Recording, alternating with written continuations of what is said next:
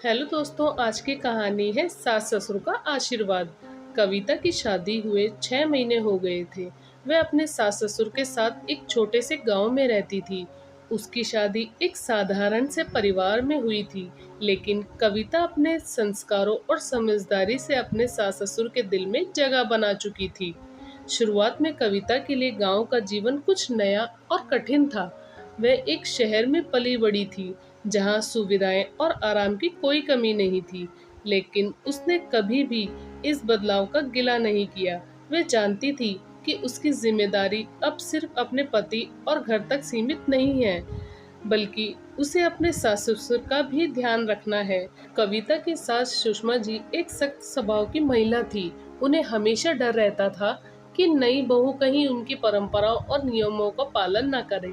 लेकिन धीरे धीरे कविता ने अपने प्यार और सेवा भाव से उनका दिल जीत लिया।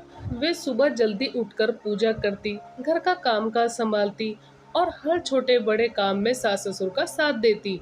ससुर जी, जो कि एक रिटायर्ड शिक्षक थे, कविता की समझदारी और सहनशीलता से बहुत प्रभावित थे। उन्हें लगता था कि कविता उनके बेटे अमित के लिए सबसे सही जीवन साथी है।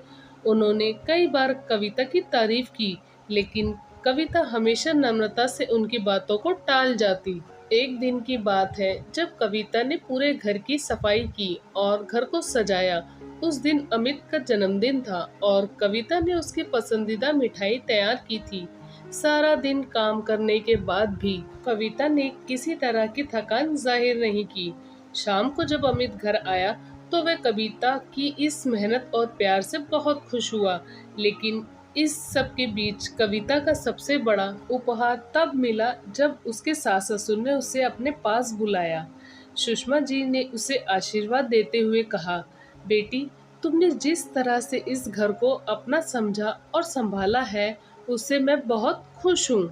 मैं सोचती थी कि तुम शायद हमारी परंपराओं को नहीं निभा पाओगी, लेकिन तुमने हर काम में मेरा साथ दिया और मेरा मान रखा।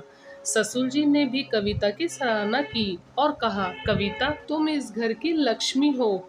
तुमने हमारे बेटे के जीवन को खुशहाल बना दिया है।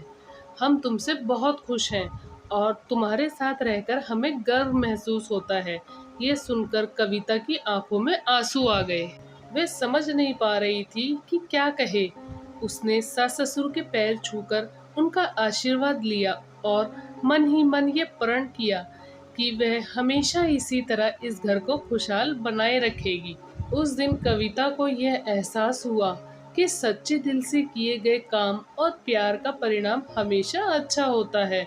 सास ससुर का आशीर्वाद पाकर कविता का दिल भर आया और उसने अपने आप को इस परिवार का अभिन्न हिस्सा मान लिया। अब वह अपने घर के लिए और भी अधिक समर्पण और प्यार से काम करने लगी। दोस्तों, आपको ये कहानी कैसी लगी हमें कमेंट करके जरूर बताएं।